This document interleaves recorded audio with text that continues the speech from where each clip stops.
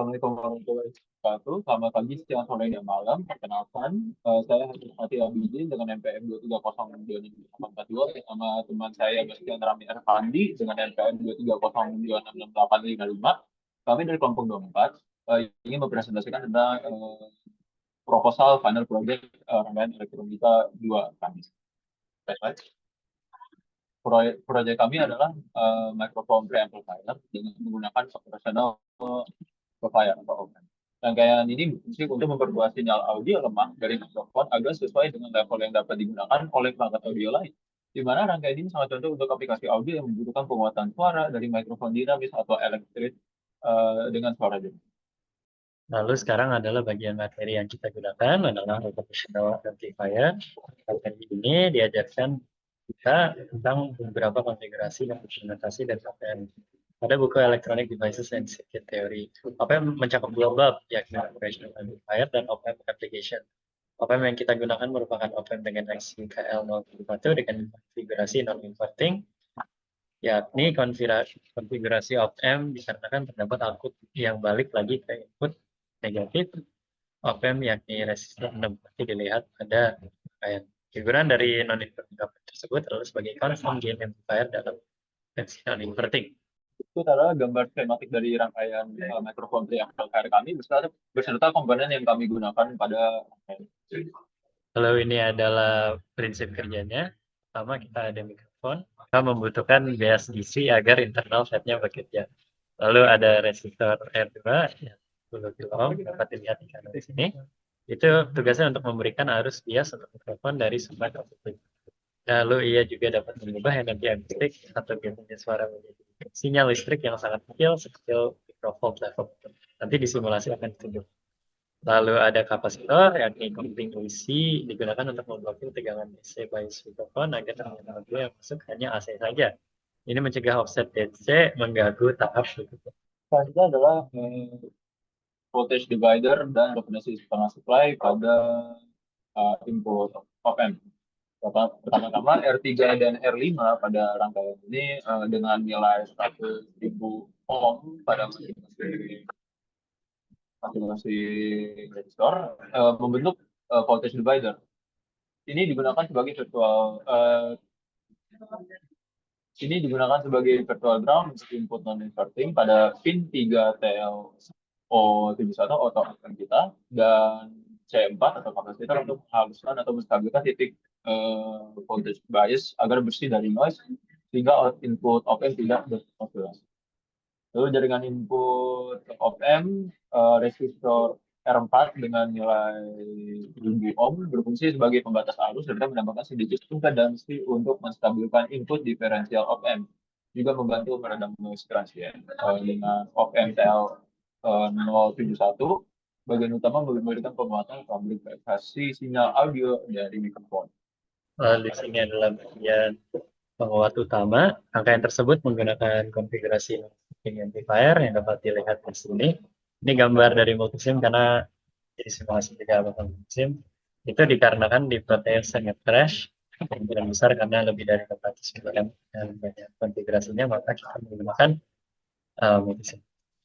Non-inverting ini adalah menggunakan sinyal audio masuk melalui R4 dan C3 ke input inverting. Sementara input non-invertingnya diberikan V-bias sebesar setengah VCC. Akibatnya output op-amp berayun seperti sinyal tetapi tetap berpusat di sekitar V-bias agar tidak mengalami clipping.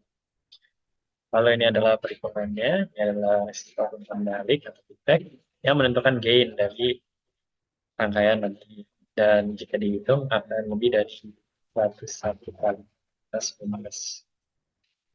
Ya, selanjutnya adalah output audio. Output audio berada pada di audio jack pada rangkaian skematik kita. Ini merupakan titik waran sinyal audio yang telah diperkuat dan sudah berada level line output.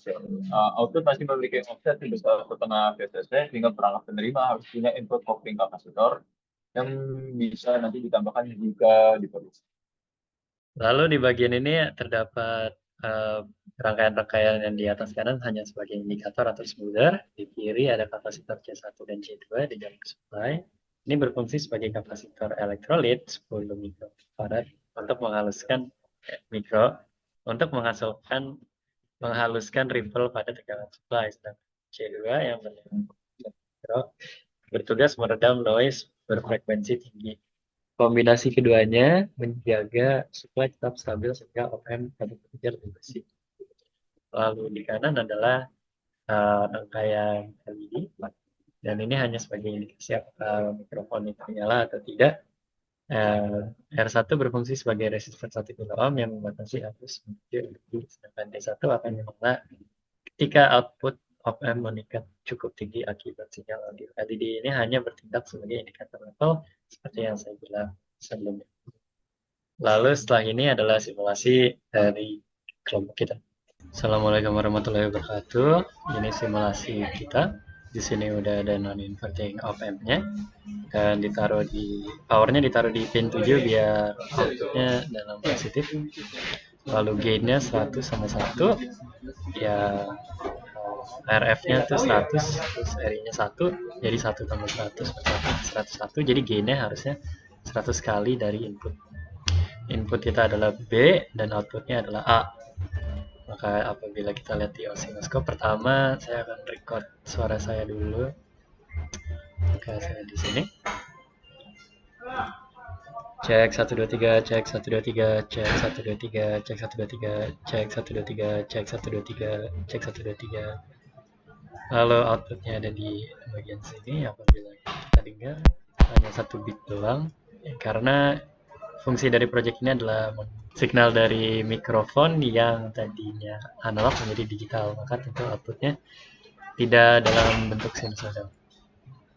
Lalu apabila kita melihat osiloskopnya, saya run saja, dapat dilihat bahwa di channel B-nya 1,862, lalu outputnya 1,462, maka emang sudah teramplifikasi. Lalu untuk melihat lebih dekat, saya akan pakai 20 mV dari DIV. Ini kalau ngeliat dari dekat channel out A-nya emang gede banget. Apabila saya coba mengirimkan jadi satu grafik, nah itu mulai kelihatan. Dapat dilihat bahwa suara kita yang output gini menjadi signal digital linking. Dan ini bakal dikonversi lagi saat diinputkan kepada speaker. Sekian dari saya. Assalamualaikum warahmatullahi wabarakatuh.